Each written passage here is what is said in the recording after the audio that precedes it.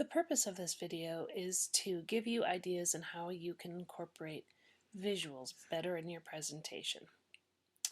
Now, I'm not going to take the material that you have been presenting on because that might duplicate some of your efforts. Instead, we're going to look at an example.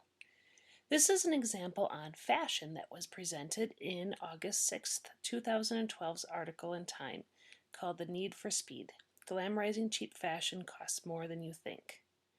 So we're going to use the content from this particular article to illustrate how visuals could be used to enhance meaning. Now let's take a look at how many of my students would use the information from that article and the visuals to help get their point across. Most students would simply read to me. They'd create a bulleted list with the key points. So let's do that. The main point of the article was that there are many costs for cheap fashion for America. Baubles and knickknacks, for instance, are going to get more shelf space than staples like t-shirts.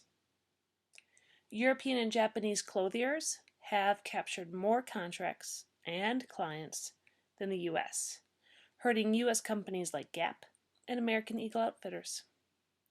And as people go through trends faster, the waste piles up. Now I'm going to ask you to reflect on that. Did that capture your interest? Were you paying as close attention as you could? You probably were because you're a good student, but let's take a look at how we might do it better. If you think about how you could incorporate visuals, you can increase the effectiveness of your message. So let's go through it. One of the problems that's going to happen with fashion change is that shelf space will change. For instance, many of your t-shirts are going to be gone.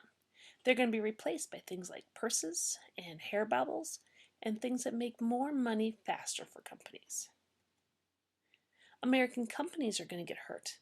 Many international companies can score contracts faster and better than American companies like Gap and American Outfitters. So our companies are not keeping pace with the fast fashion world. And as you go through those different trends, let's face it, the waste is piling up. The landfills are getting crowded because we go through so many outfits so quickly. Now let me ask you, did that work for you? Did you notice that I didn't read to you, but I talked to you because the slide design I had helped me do that? I think so. I'm hoping you see right now that you can do visuals to keep your message on track and make it more interesting. But there are better ways even yet. Now, let's take a look at the next one. I want to emphasize comparison contrast here. But in my first example, I only had one picture. Well, that doesn't do a good job of emphasizing my comparison contrast. I'm not getting the author's purpose across. So let's try it with two. You know what? Your favorite t-shirts are going to start disappearing from the shelves as they make room for the baubles and trinkets that sell faster, such as purses. Now, I want you to notice at what I picked there. I picked relatively crowded and colorful images, and I did that on purpose because they were compared and contrasted. So there was even a message in the pictures I chose. Now, that's one thing you could do. Use two images to enhance the idea of comparison contrast. But I think there's even more we could do. In one of the pictures I selected in the first run, I did not consider my audience. Specifically, in this one.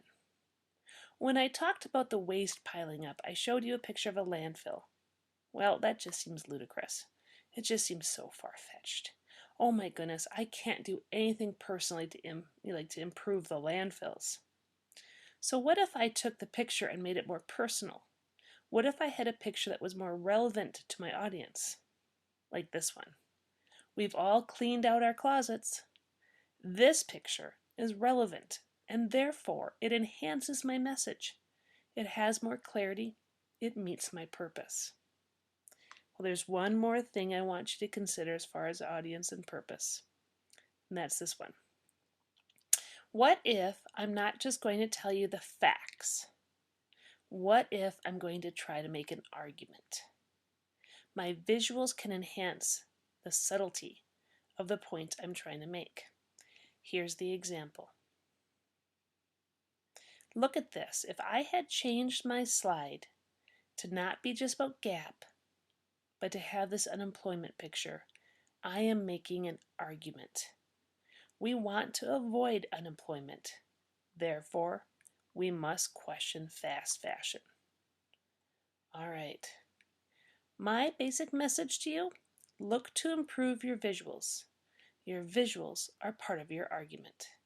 You can use them to enhance your message and also to keep your audience more engaged.